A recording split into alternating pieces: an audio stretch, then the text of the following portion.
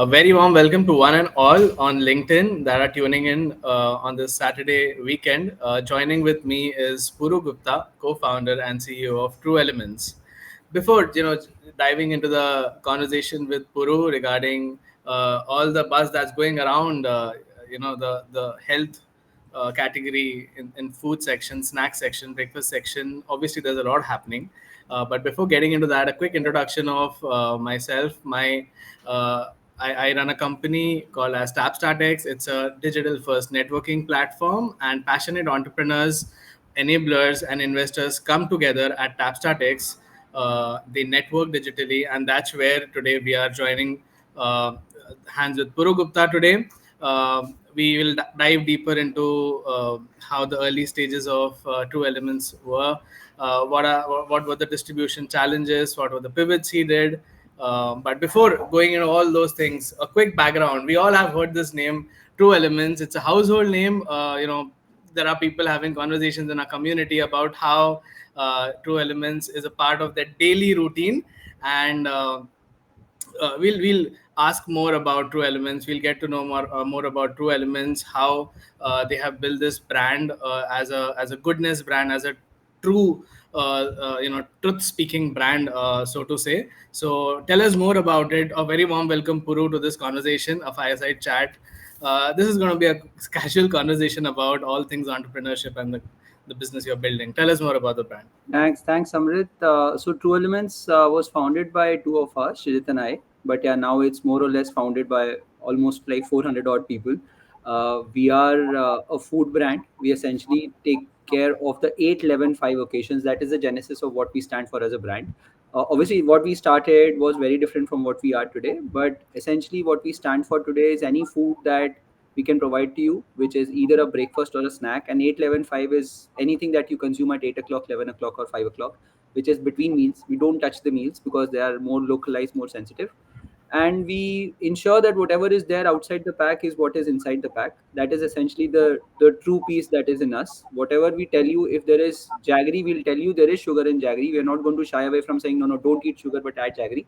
But those are the nuances that we stand for, because we do believe that while health, and we don't call ourselves health food, we actually call ourselves a food brand, because health is a choice. Please don't, because a lot of people assume that health means I need to build a sattvic life, a life which is devoid of any other things, which is not the case how we recommend. We said, please live your life, but when you eat something, you should know what you eat about. That's the genesis, and that's how we have been building around it so far. I think that's where the whole philosophy of this brand comes out. The food does not lie to you, and in fact, it's all about So, what do you think about the whole health, nutrition, and the food awareness revolution that's coming right now? We know what Food Farmer is doing, urging people to read the labels and actually understand what is there in the food. So, what do you think about that? So this is something, see, I mean, frankly, this has been going on for almost a decade now. It's just that what happens over time, people have become more conscious, and they have not been become conscious because they were not told to be conscious. It's just that they have seen problems, and they have now seen that, okay, now why do these problems occur? Why is it that I'm not losing weight? Why is it that I have sugar in spite of being conscious about my health? Why is it that when I run every day, still I'm having sugar issues? Why is it that I'm swimming every day but I'm not losing weight? So those are things, when people ask, you go back and say, okay, something might be wrong in what I was consuming, and hence they go back and seek solutions. That has been the journey in the last 10-12 years. Obviously, as income levels rise, you also are okay to change the quality of food that you're having, and hence there is much more openness to explore what kind of food people are having. And that is how it is. It doesn't mean that people are much better off than what they were. It's just that because that is also an opportunity, there is the other side of it, which is what is also evolving, is a lot of people are coming for health. A lot of people are creating brands around health, claiming that they are healthy. Even the drinks, the sugar drinks that you have, they have a diet version. And when you try and build more, you realize that the diet is worse than the regular drink. So those are journeys that people are evolving. There is more clutter out there. So people who were looking for healthier solutions are now becoming more confused. कि यार है क्या मतलब कुछ, on one hand you are saying healthy, but in everybody is claiming healthy, right from bhujia till my snacks to my clothes also now they are healthy. So what is it that you stand for health, and how do you declutter that? So those two things are happening parallelly while people are seeking solutions. there are more guys who are saying we offer solutions, and there's clutter happening. So I'll come to this point later on, at a point where I'm going to talk about what's going on social, and on there is this huge pool of individuals who are speaking about nutrition, and they're speaking about all those things जो हम सालों से consume करते आ रहे हैं, right? Yeah, yeah, Suddenly we come across content on the internet कि अरे ये भी मना है, अरे ये भी मना है, अरे हम कुछ खाए नहीं क्या?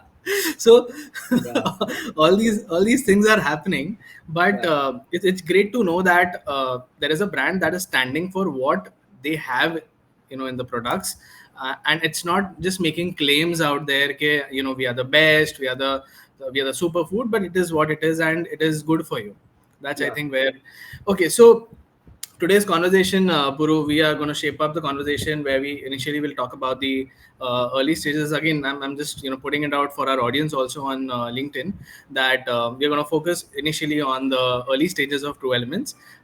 Then progressively we'll be quickly moving on to the pivots that you all had over the last decade of building True Elements, and then we're going to talk about obviously the distribution and how this brand made its place in the FMCG space of India, and then with the recent the whole thing of quick commerce that has come in, how did you all shape this whole journey? So tell us about your early stages of True Elements and the philosophy of, you just said some time back that obviously we did not start as what we are today. So tell us about that. कैसे शुरुआत हुई, and कैसे आपने you improvised through the journey.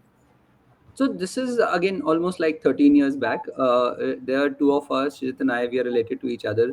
Uh, 2011, 10, 11. 2011 is when, so I was with Procter and Gamble. I quit. I was taking care of their grooming portfolio. So that is when I quit, and then said, okay, I need to start something. And the genesis of that was that there was something. So while I was, there was a lot more China effect where you said, okay, people are having tea, people are conscious. Every day you look at a cab driver, also you sort of see them having tea.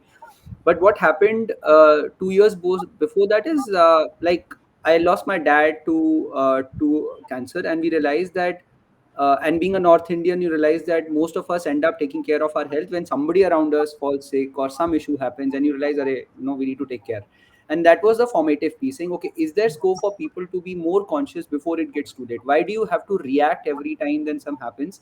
And that is when you get up and say, no, now I need to, suddenly your sugar levels go up, you need to start walking around. Suddenly somebody says you have gained weight, and you said, okay, tomorrow onwards I'll start jogging. So it's always reactive. How can we make it proactive? That was a basic reason we started. Obviously the way we started changed over time, while that promise has still remained with us over the last 13 years, but the way we addressed that was very different. So when we started, we said, yeah, why do you have to start with a new brand? Why don't you there are brands out there who have a certain promise. Can you build demand for them? Can you build a demand generation chassis for them? So because I came from FMCG, I said, okay, why don't we create an alternate GTM for them or a go-to market for them? So we picked up brands, we created distribution structures. I became distributors to a lot of companies. We started creating different GTM approaches, going to gyms, going to dietitians. That's how we started. And there were some 7 8 pivots that we made in the next 3 4 years. No, I usually joke around that I am more qualified as a preventive healthcare VC today, because every model I know why it will not work. Right from every time I meet someone like hum ye soch rahe, I'm like ruko ye socha hai kya? Because that is at least there is a way that we tried, right? So we did distribution, we did activations in terms of kiosks, we did e-commerce in terms of building everything. We also did corporate wellness where we said, get diabetologists. सब कुछ connected था एक दूसरे से. It is like I spare the story because it's शुरू हो गया Yeah. तो it will be a long one. But the whole purpose was we kept on creating demand and supply and complement each other in a way that the customer gets to access and is aware of the brand. That was the entire chassis. During that journey, we realized that when we are taking care of other brands and creating demand for them and telling customers about it, let's say olive oil, we created it for a brand called Borges. We told people about how different brands, how different types of oil can be consumed. We realized that customers were getting aware, but they were more getting acquired for a brand called Borges and not us. So because they'll probably buy from us first and then they'll go away to somebody else. And then we started True Elements as a private label, saying, okay, we had some 300 odd brands that time. picked up the best suppliers, said, guys, would you be open to label it under our name? And then we started True Elements as a private label, saying, okay, let's start it. And as we saw the scale happening, we saw True Elements scale up much faster than the rest of the categories. And we said, okay, I think there is a game out there. And we inverted the pendulum. We said, okay, now True Elements is a brand. And the other things that we are doing are a subsection of that. And that's how True Elements evolved. So this was how many years into you 4 years. starting out with multiple brands and promoting them? 4 years. So not 4 years, 2.5 years. So when we raised our first round, there was nothing called as True Elements. It was just a promise to our angel investors saying, Dekho, what we are doing is not correct, but what we plan to do is probably better. And that's why we are raising money. So very, very strange kind of pitch. But yeah, that is how we said that this is what we plan. But if you trust us, we'll build it. And that's how the first set of people who came and backed us were the guys who invested on a promise and not on the brand. Lovely. So आपका जो 2.5 years या 3 years का जो journey था जहाँ पे you were more of sort of uh, Aggregators. aggregating the health food or the good food, if I can put it like that, and Yeah. you were basically helping them go to market and distribute, basically help them crack the distribution. So the Yeah. heavy lifting part जो है वो आप लोग ने पहले master किया, if I can say like this. Yeah. Yeah. And I think so that I think did it form a sort of a good base for y'all to when y'all brought True Elements as your own product, as your own Yeah, label? yeah. Absolutely. Because see, in a way, you know what happened, Amrit, what helped was because when you're handling 300 brands with some 4.5, 5,000 SKUs, when you go and talk to, so Shrit and I, both of us used to be at kiosk, talk to customers, talk to them, sell them, and then say, okay, this is the solution. It was almost like a testing ground for us because what the shoppers said, what they thought, what we were talking as a promise, everything got validated, whether it is relevant or not. We also reached out to the guys saying, guys, I opened private labeling we could sell, which we knew had a demand out there, where the proposition we thought was the proposition the customers wanted to hear. Most of the times, these two are not the same. What you want to build and what the customer wants to buy are not always the same. And hence, we sort of married. Now it's sort of helps. It's not by choice. It was just by by force or luck कि देखो करना है और ऐसे करते हैं. But when we look back on hindsight, you're able to connect the dots, saying, okay, yeah, this is why it helped us subsequently. So then acceleration was much easier later on. Obviously, the challenges there were very. That insight piece was something we could sort of help and build. Got it. And investors came into the picture after a period of 2.5, 3 years, or they were with you guys when you all started? So they were friends and family, but we needed when we were out of money, when we had single digit bank balance. We were like, okay, ab kya kare? So then we never heard the term called angel investors when we started. We never started the business saying we will raise funds. Like, ठीक है, business होता है. That is how it will be cash How was positive. it? But how was it? I mean, I came out of my bachelor's in what 2013, 14, right? Before that, talking about angel investors, investing, funding, as compared to today or about last these 3, 4 years. How was the buzz back then? Was there any buzz? What was the whole buzz that back then?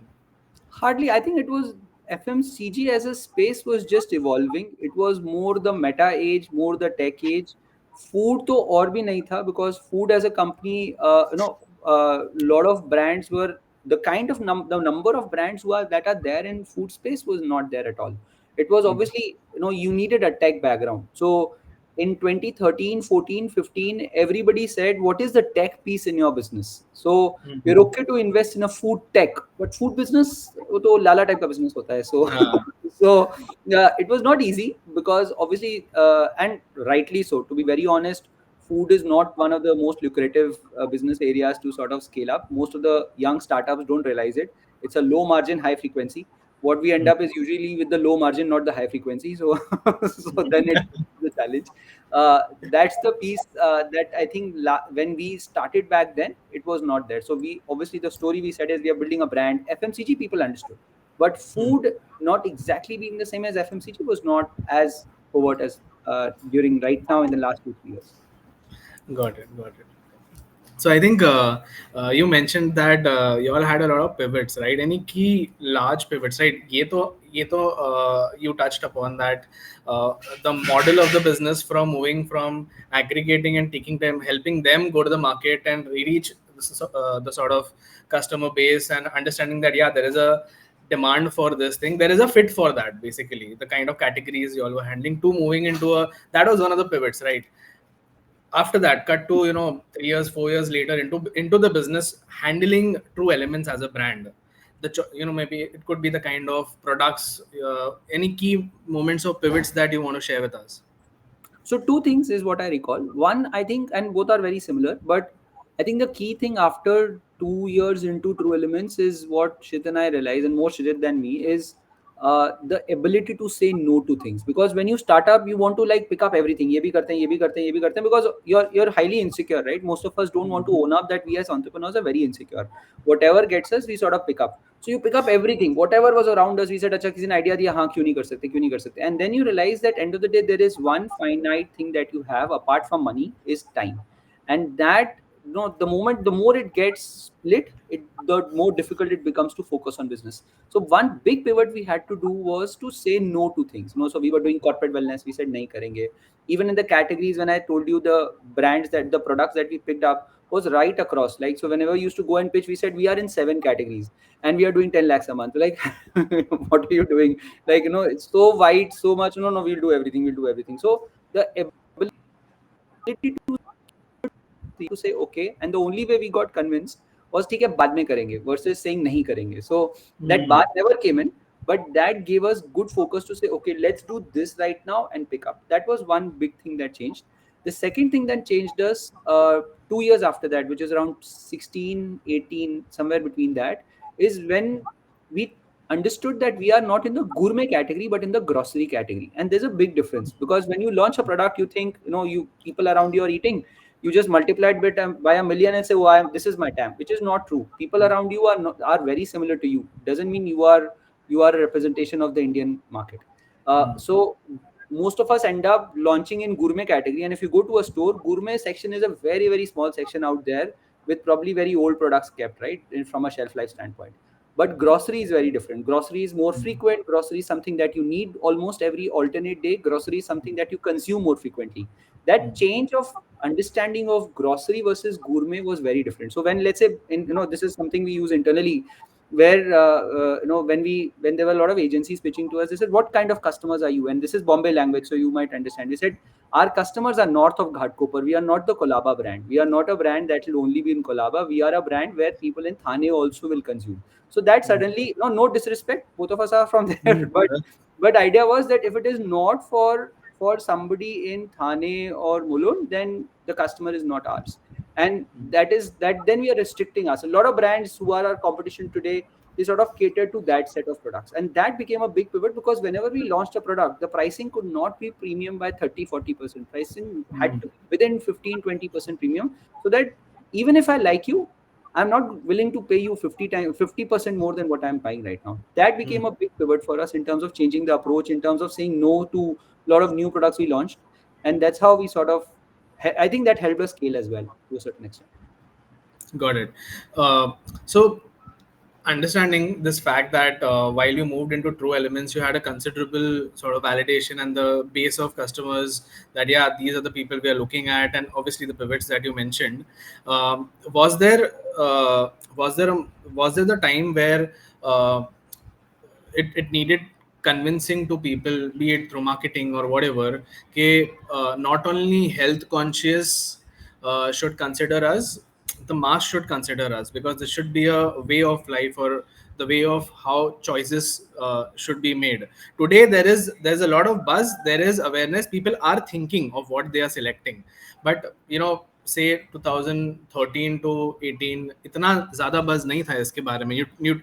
The choice consciousness was not there as much as it is today, right? So did you all see yourself as a niche business targeting to only health enthusiasts, or as you say there are categories on your website like diabetics, yeah, वो सारे categories हैं. So today, I talk to my wife, I talk to my sister, they all are using your products. It's more of a mass phenomenon. तो तब कैसा था and आज कैसा है, compare करोगे तो? So I'll give you in a simpler way in terms of how we sort of looked at it and how things evolved. So 2013-14 Mina, the kind of feedback customers gave were that they bought the products for health, and they came back saying, "Yeah, तो बहुत tasty है, हमें पता ही नहीं था." So because they bought it for health, so let's say somebody bought a fruit and nut muesli of ours or a no added sugar of ours, and then they came back that actually it tastes good because they started keeping health in mind, but they found it tastier, and then that's why they kept on repeating. The other set of customers are the kind of guys where we said, no, this is niche. When you go to a store, you might talk as much as about health, but food का एक बहुत ही specific nuance है जो at least हमको अभी thankfully validate हुआ है multiple times, is that taste is the most critical piece. Whatever it is, if you're not tasty enough, I'm not going to buy you more and more unless you're a health medicine. Even health medicine, unless it's a medicine, people don't buy it. You don't buy food as a punishment on a regular basis. The second set of customers that have evolved in the last 2-3 years are the guys who are buying for taste, and then they realize, my God, it's tasty, but it doesn't have any crap, which is great. So these are two different sets of customers. The health guys finding us tasty, and the tasty guys finding us healthy. This is the Got mass audience. This is the health audience, and that this set of people. And when you want to be tasty enough, you have to be in the same aisle, in the same place where they are buying regularly, and they have to find a reason for them to buy you versus the competition. And got health need not be always there. They should always know कि यार ये बुरा नहीं होगा taste में. My kids can also have it. My husband can also have it. My wife can also have it. That it. thing, then when it came in, then that changed a very different way, because this is niche, this is scale. If I have to oversimplify it. Got it. Got it. This the other day I was having a conversation with one of the founders in our community who is into sustainable fashion products, right? The Mm. apparel bit, right? Yeah, So we were having a conversation.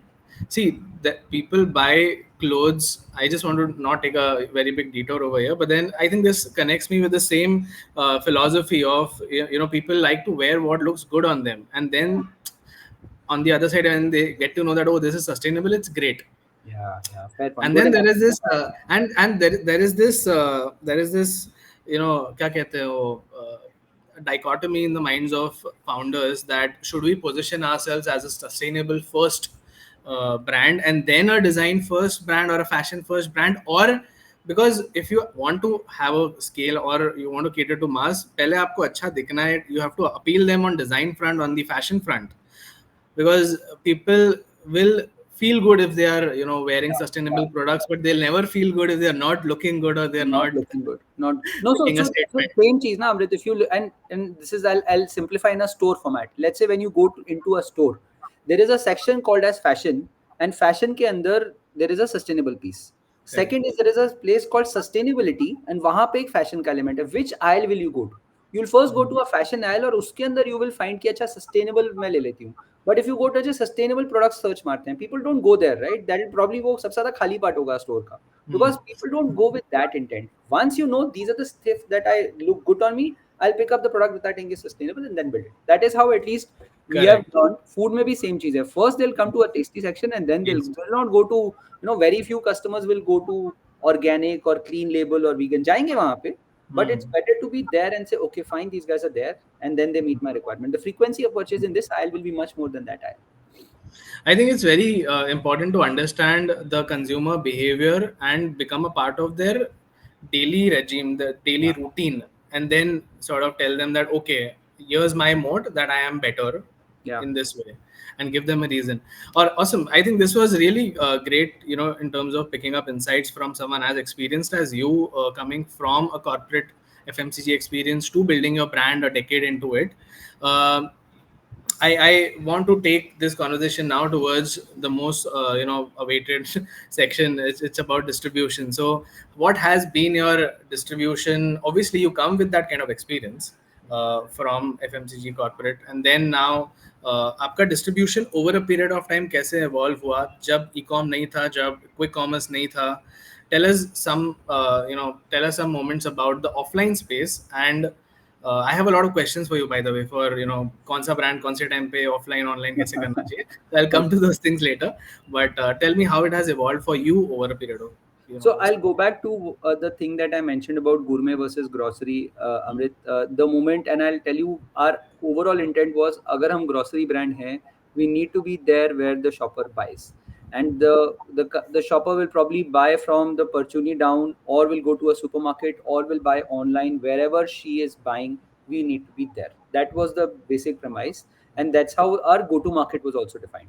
If they are buying from a gym, we'll be there in a gym. If they are buying based on a nutritionist recommendation, we will be there in a nutritionist. Everything defined based on the understanding of a grocery brand. And because a lot of people understand, if you're a gourmet brand, there are certain channels which people will buy. You don't need to be there. Your penetration in terms of stores, your kind of stores you look at, and there is something called a surrogate in terms of when you enter into a store, whether this store is relevant to me or not.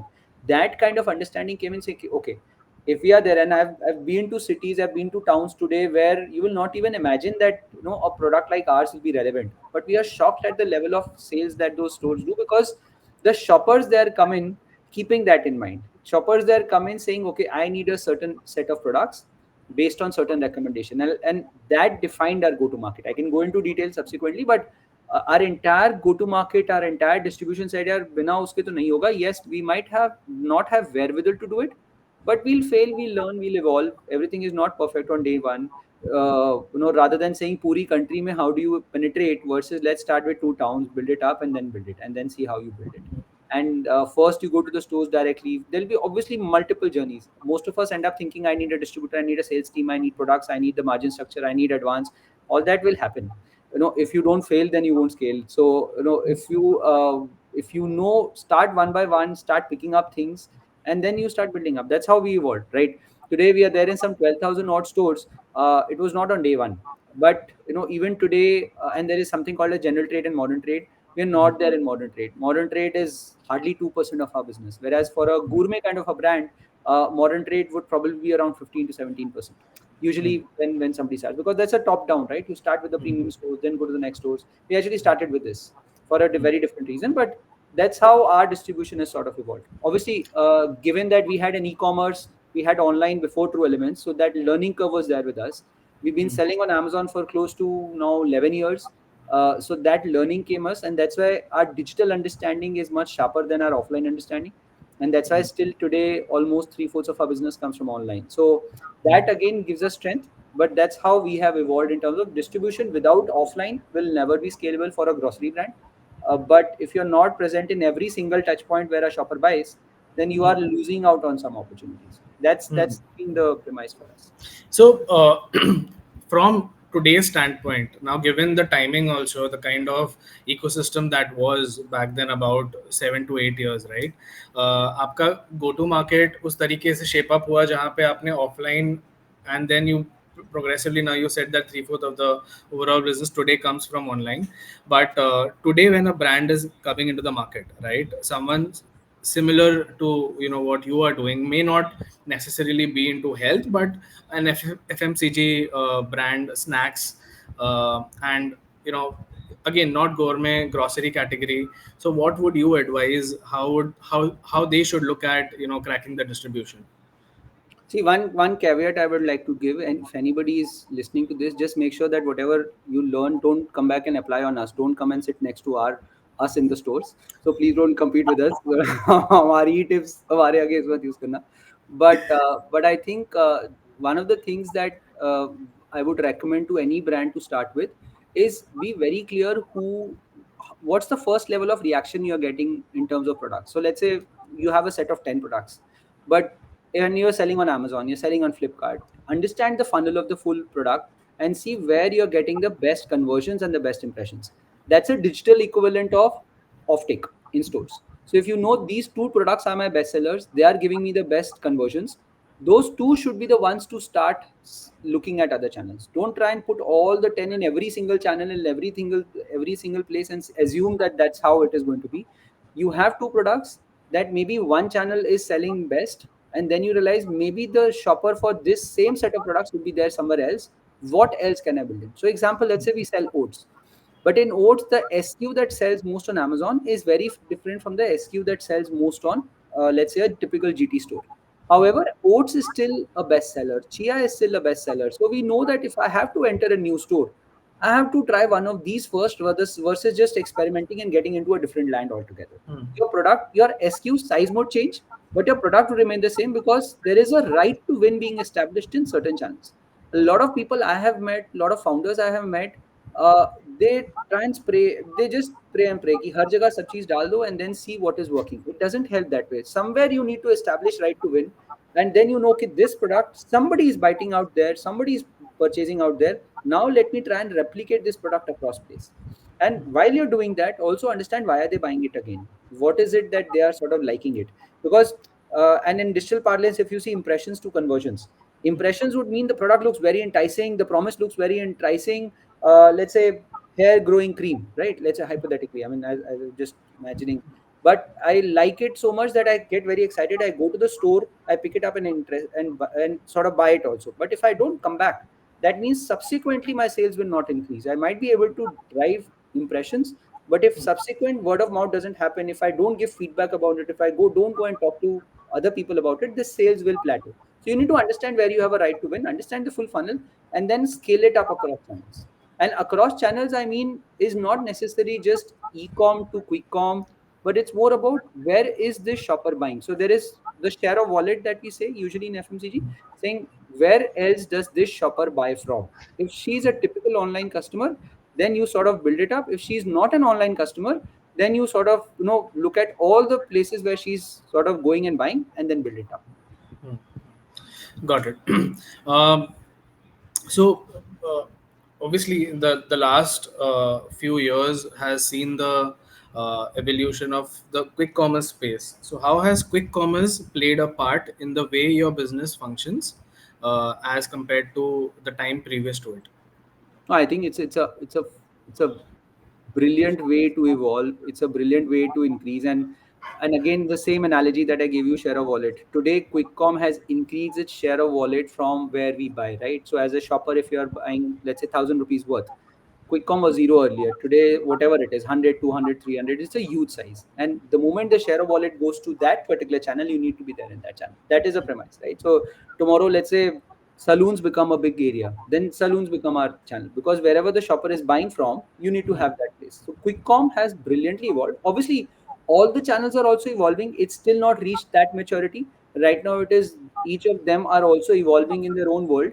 But I think as they are building scale, you just have to be part of it and understand what are the nuances in selling in those channels, how does the shopper buy in those channels, and then be there available. Because that analogy is not the same as, let's say, selling on Amazon or selling on Flipkart or selling in offline. It's a different game, but you just need to understand a bit more about it. Got it.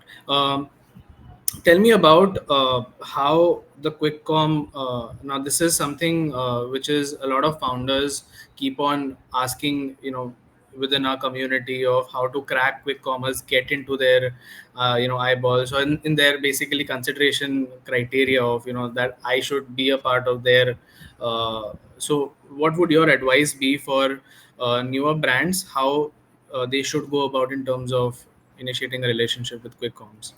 So, see, erstwhile, the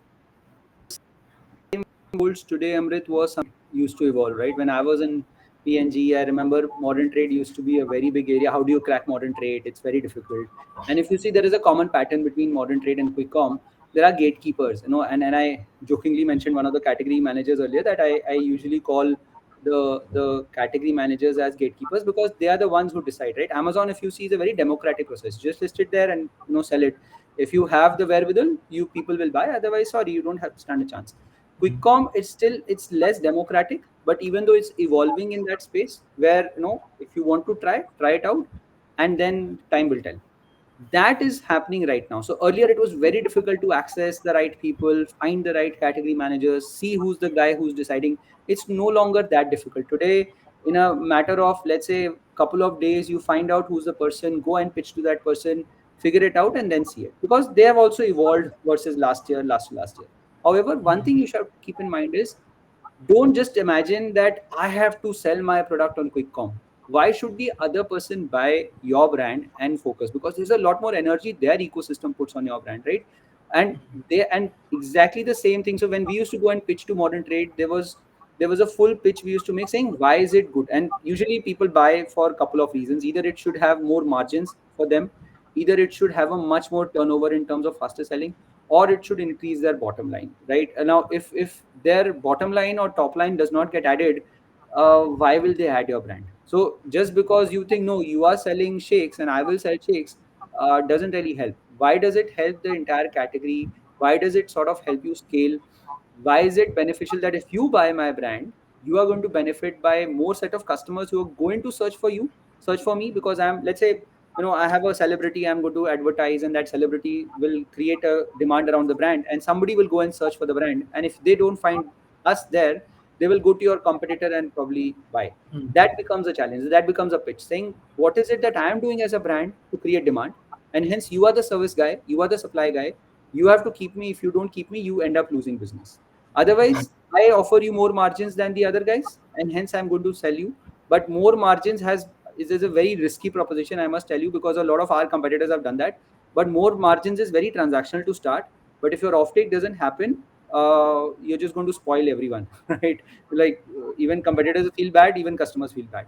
So don't let's not, like, that's a very tricky one, because a lot of brands I've seen get desperate, saying go and offer extra 20% just to so that they can list it. It's very tactical, but it damages your brand as well as the entire category if you try and build it. So that's something that I usually advise against it. The third piece is, how are you going to build more bottom line to their brand and to their category, and hence if overall their PNL looks nicer, your PNL will look nicer. Those are a couple of things I usually suggest if anyone Got it. wants to start this. Got it. And uh, any couple of thoughts you want to share in terms of how you all created that kind of pull for the quick commerce to value True Elements as a brand and wanting them to sort of stock it on your behalf. जैसे आपने बताया ना कि हम अपने brand के लिए क्या कर रहे हैं पुल क्रिएट करने के लिए. So a few things that you all So did. our journey has evolved as well, Amrit. It's not been like कि हम गए, वो लोग ने सुना, बोला बाबा क्या बोलता है ले लो. It was not like that. It was obviously, it was multiple journeys. We have had multiple arguments. We have got our stock back multiple times. We've been told that we are going to get delisted. A lot of things. It's not a dory journey. It's slightly more persistent, because every time you go back with a proposition, there is quite likelihood of you imagining yourself to be a success story, but it is not. We always tend to over assume that our brand is the next protagonist of every story. It's just that when reality hits, we should be ready to face failure. That is something I mean, with Blinkit our journey has been 3 years, with Zepto our journey has been 1.5 years, with Instamart our journey has been some 3 years, and there are more quick comms coming in, two big guys. So all this has evolved. It's just that you have to keep finding out why is it not working, and rather than, a lot of times you just hold your position, saying no, we will not do this, they will also not budge, and eventually you sort of end up in a trap. What you have to do is, okay, what do you want, what is it that you have in mind, and how can I take care of it, and how do I revolve it? So there are times where we have tried to put traffic on the quick com guys, so that there are more sales happen in those products. There are times where we have gone to a pin code level to advertise, saying, okay, what is the problem, where is it that customers are not buying? You have to drill down deeper, and not just expect the category managers to tell you the problem, saying, oh, this is why your brand is not selling. They have 500 brands to take care of. They will not tell you the problem, they will tell you the output problem. But why is that problem there is something you have to figure out. And now their systems are becoming much more transparent in terms of showing you what's the availability, what's the issue, why is offtake not happening, what competitors are doing, lot more, because their interest is also to drive business, right, for whatever categories. You have to just dig deeper and analyze and address the problem. If you know the core problem, you will solve it. So for us, it has always been constant journey. Like the problems we have this quarter are very different from the problems we had last quarter. If you keep on talking, you keep on engaging, you have hopefully newer problems to address and newer solutions to address. So the journey keeps evolving, right? I mean, our quickcom uh, together is almost much more than Amazon, Flipkart today. But the reason for that is because we have kept on looking at opportunities, spoken to, tried to fit in problems, evolved, failed, and then immediately taken a hit. All that is evolving. I mean, having specific answers abhi to nahi hai, but these are areas I know in the last 6 quarters has moved for us. I think it's a very good perspective for entrepreneurs who are eyeing quick commerce as one of their go-to markets. That it is not just एक जनता का flow आ रहा है वहाँ पे हमारा भी product रहेगा तो बिक जाएगा. That attitude is not something which is right. It's more of a that भले क्विक कॉमर्स आज की चीज है but the fundamentals go back, right? It's more of a Yes, partnership that yes. if you're placing your product on the stores through the distributors, through the chain of the supply, how are you creating that pull in the market for customers to come and demand your product? Yeah, or have the distributors push your product to the absolutely. people who are coming in, right? So it's Absolutely. more of the fundamentals remain same. The modes have obviously evolved over these years, but again, people need to not have a perspective that अरे यहाँ पे onboard हो गया तो हम लोग का go to market sorted है, and then we that's not how people And should it's think. just distribution. See, it's the same, going back. It's just that पहले lot of brands used to feel कि distributor पकड़ लो, distributor 10 store में डाल देगा, 100 store में डाल देगा तो brand बिक जाएगा. प्राइमरी हो गया आपका, but your offtake doesn't happen, वो आपको ही उठाना पड़ेगा वापस. So, वापस ले. in MT, I remember when I used to go, in certain states, in certain stores 10 years back, I used to feel very envious about some brands like पूरा display ले लिया, end cap and all, like wow यार, amazing, great brand. And then I got to know 6 months later the full thing also came back to them.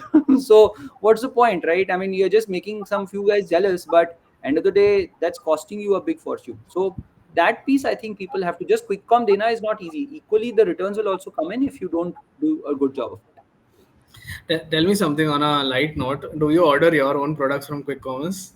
100%, if I have, because my wife has to gift it to someone if it is not available. She, like, it has been mandated that, और कुछ नहीं लेना है. So in fact, lot of our NPDs has also come like that. By any chance, if I found a competition at home, like, okay, this is a need state that can't be, so let's launch this. मतलब मतलब just an interesting perspective on a light note that आप खुद ही के products खुद ही quick com से खरीद के पे करके खुद ही घर पे यूज करते हो.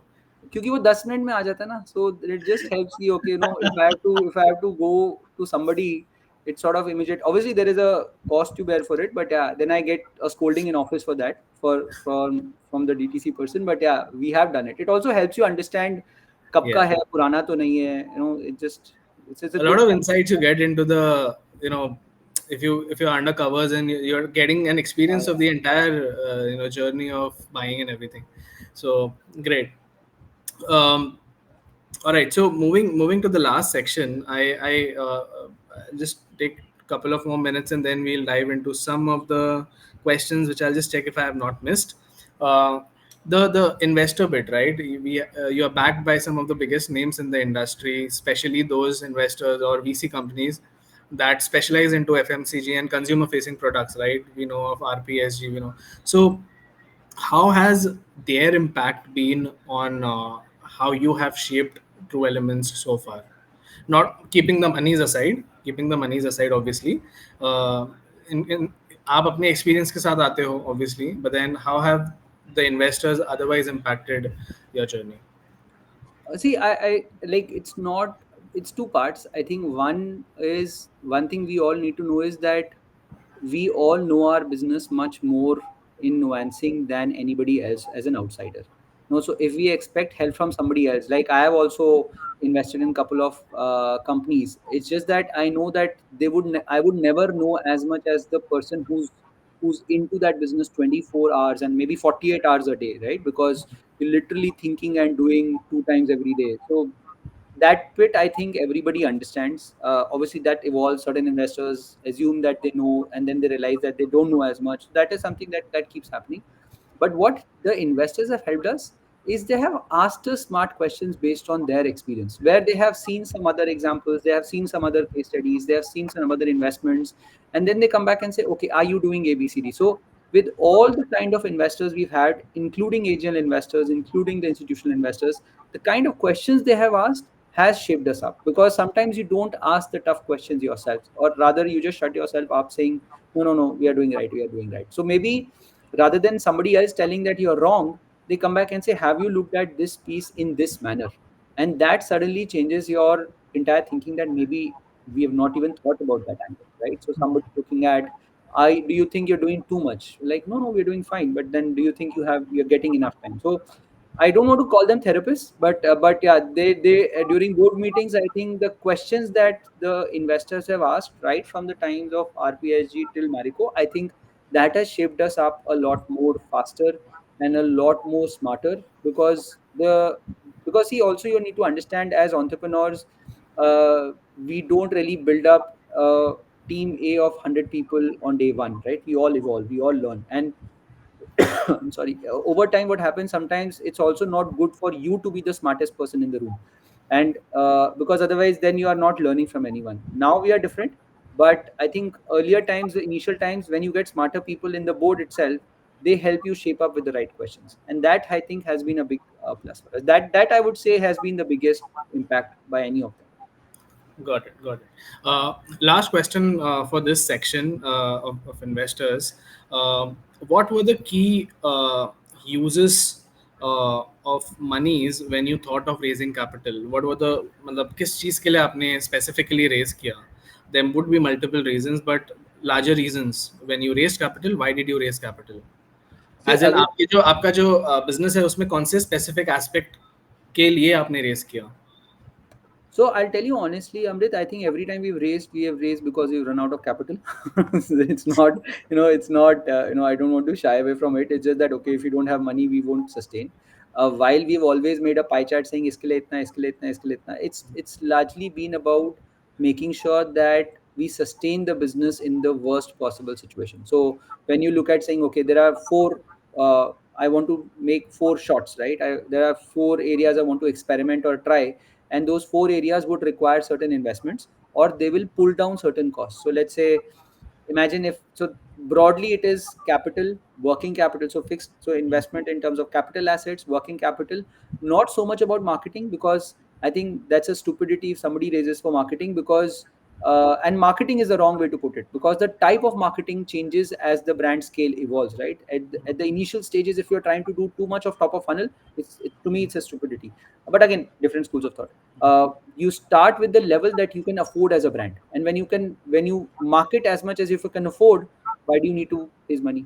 But there is a slight surge of capital that you need कि थोड़ा सा extra marketing करना पड़ेगा, जिसकी वजह से थोड़ा सा loss होगा. That loss is what you need to sort of sustain. So when we have raised capital, we said, okay, if we do ABCD, we get certain KOLs, we do certain advertising, there will be certain higher burn.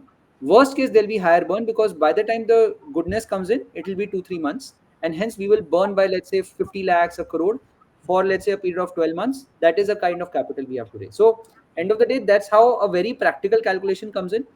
Most of the decks carry a very different saying, this is my pivot I need for marketing, for this, for team hiring and all that has to happen keeping the size of the business, right? Why will you hire people at 1 CR salary when your business top line itself is 2 CR, right? So those are things that you put it like this or you put it like that. But eventually our capital has our, every time we have raised, we have said, okay, what is the worst burn I will get, and can I multiply that burn by 12 months so that I can focus on business? And that is the kind of capital I need to raise. I don't know if that answered, but yeah, that's how we have sort of looked at it. It does answer, yes, and it's a very practical way of looking at it. And obviously, this is a perspective that we want founders and basically entrepreneurs who are into the space to get. Uh, than just painting larger than life size pictures about their startup and putting it under the name of being optimistic of how they will build things up. It is more of, आपने जैसे बताया कि it's not marketing spends, it's about working capital that we need to handle that kind of behavior for our business. Yeah, yeah. Got it. So I think this was a fantastic session. We touched upon all the areas that we had planned. I have a few questions which were addressed during the session from our Okay, community, okay. but there are a few more sessions that, few more questions. My bad.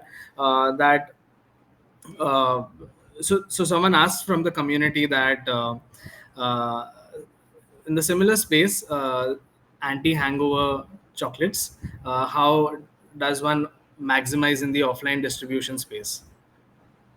Okay, so again, interesting space. But if you go back and look at the shopper, right, anti-hangover chocolates, where would someone go after a hangover, right? So unlikely that you will, either you're going before drinks, you're going to search for something, or after that you're struggling at home, right? So if I realized it after a hangover, I would probably be sitting at home, and then I would want something. I'm not going to go to an offline store and try and pick up unless it's the door, it's a store under my society. That's where probably a quick com helps, because I need quickly, I need to go something. Or it should be a store where something which, if I'm going to buy, let's say, liquor, if I'm going for a party, ideally that could be a GTM where I also say, okay, can I sort of build it on the same itself? So if I look at where will my shopper go, they will either go to buy liquor, or they will be at home, feeling guilty about what they did last night, or they would probably look for something as a quick solution. Those three would be my touch points to go and buy. And that's an area that I would, if I try and go to a gourmet store where anti hangover is under a chocolate brand, unlikely that I will buy or feel the need of it. when is it that I feel the need, and how is it that I keep up. That's how should be the starting point. Subsequently, obviously, once the brand sort of gets famous, you can be aware and put it in certain empty states, and then people can buy it. But to start with, those are your first few touch points you could try. Awesome. The second bit is, what is the average commissions typically the quick commerce platforms charge? See, it varies with categories. Honestly, it ranges from 15 to 40, frankly. But depending upon what categories you work on, what categories you build on, starts from 15. But 15 I've rarely heard, and it's also the PNL of those channels, right? Somewhere between 20 and 40 would be the right numbers. Got it. Do you think you know it's a matter of timing for brands to choose to get listed on quick commerce? Okay, what is the right time for a particular brand? In one of our previous conversations, where I spoke to Akash from Zoff Foods, we had a similar question, that timing की बात होती है क्या कि आपको जितना जल्दी हो सकता है ट्राई करना चाहिए to try a product out over there. What is your view on that? Again, see, it's a gatekeeper, right? If you look at the gatekeeper approach, you don't get too many chances entering into the gate. If you Hmm. enter into, let's say the gatekeeper allows you once, and then you throw tantrums inside, they'll throw you out, right? So it's the same thing. If you get entry once, you make the most of it. So you should go at a place where you say, yeah, the chances of errors are lowest. That is when I go in. It should not be it should not be a perfect world where everything is right and just then you're losing an opportunity, because we also evolved. But it should not be too early where you say चलो जाके देखते हैं होगा क्या, because then they will say यार नहीं चला आपका. If you fail, they already have a precedent that you have failed. You will not get too many chances to iterate and evolve. You will get very limited chances. So you have to go to a at a time when you know I have a right to win. This product has a right to win. I have some success story in some channel where I know this is why shoppers are buying. Let's say the same anti-hangover chocolate. Somebody has to buy, right? What if customers come back and say, I'm not going to have chocolate after anti-hangover because it will make it worse? Then you should Hmm. not go back and sell it to a quick com guy. First, have that validation in certain channels, whether Amazon, whether your typical GT stores in your catchment area, some basic proof of concept. Once you have that and you know, okay, this is why I will win, go to one channel, go to only 2 or 3 cities and try it only there. Don't try and say, now I will go everywhere and scale it up. It has to evolve. And so that once the only guy who will say you failed will be the guy sitting in Bombay and Pune or Bombay or Delhi and Gurgaon and say, guys, your chocolate did not work in this area. Now let me try and evolve and iterate. So start at a small level, experiment. Then once you have right to win, scale and then expand. Got it. Got it. I think the last question it reads as, category managers approaching them versus going to agencies who help you get listed. Uh, I any have views not on that? interacted with agencies who get listed. Honestly, I'm sure there must be a market. Wherever there is gatekeepers, there will always be people to enable the gatekeepers. It's just that my only suggestion is have conversations when you have real human beings talk to real human beings with real stories. It just helps much more. You know who's the right person. I think taking out half an hour having conversations is much more effective. You hear out the right story. Agencies, I'm sure they must be doing it. I would love to explore it, but we have seen in our experience direct engagement, have conversations, meet them, find out, evolve, scale. Any, at the closing, any tips you would want to give people how they can go and sort of firstly find out who these guys are and then try to connect with them? Any tips on that? Yeah, I think just reach out to people on LinkedIn, reach out to references, go and set up meetings. My only recommendation is, I mean, how we have picked up is just find out people on LinkedIn and see if they're there. Maybe they've just moved out to another organization, then you find out which organization they have moved to and then go and meet them. But yeah, this networking and meeting people helps. Getting references does not really help because effectively you need to reach the right person. If there is one platform, it would be LinkedIn to start, and then subsequently look at references or maybe community like yours, to sort of find out. That's how All right. I. On that note, tell me, what do you think about the community? Oh, it's great. I think it's engaging. I can see. So usually I've seen communities where people ask, and there is only people asking and very few people answering. In your case, it's always a combination of both. There are people answering as well, so it is always good. It is always not seeking help; it's also offering help, right? So I think you have a great mix of that set of people who are offering help as well. I think that's what makes the community much stronger. Yeah, I think kudos to lovely people like you, sparing an hour So, on a weekend. I know your story today. How is it? But still, I'm really glad that you did this. This was a wonderful conversation, thank you. My Puru, pleasure. and definitely communities, networking, guys. There's no rocket science to cracking, quick commerce or distribution at large. It is a matter of finding the right guys, having the right relationships, and the right timing in terms of understanding whether your brand is ready for it or not, than sort of loosely wasting an opportunity that you get at quick commerce. So I think it's more of that. And as an entrepreneur, we all must have this kind of understanding about our business, uh, the to the timber, that how we think about our business. Do we really think we need to go and try out our sort of efforts and luck at quick commerce, or is it going to be futile? Do we need more time? So I think it's a question that you need to answer. And there are other questions, I think, which have been already addressed during a conversation. We'll be happy to take these questions up maybe in the group chat that we have at TapstartX community. And I'm sure Puru and other folks who are into the similar space will be happy to answer your questions. In case if there's anything, you can reach out to me. I'll be happy to get some thoughts or insights from Puru for you, unless Puru is open to connecting with y'all directly. So it was a lovely session, Puru. Thanks, Amrit, and thanks for putting this together for the community. Great job and all the best. Thank you. Lovely. Finally, I would like to just call out Suranjika for setting this up. Suranjika has been heading partnerships as a co-founder and also as the guardian of the entire community. So thank you, Suranjika, for putting this out, and looking forward to catching up with you, Puru, again on various other nuances of business in this space of FMCG and quick commerce. And uh, on a closing note, we really love True Elements and the work that you are doing at True Elements. Thank you so much for building this, and I hope this goes to much, much, much greater heights. And we Thank you so continue much. to engage like this with True Elements. Uh, See you. on behalf of the entire community, Puru, thank you so much. Thank you all the viewers on LinkedIn for staying with us. Stay tuned until our next sessions. Thank you so much, Puru. Have a great weekend. Thank you.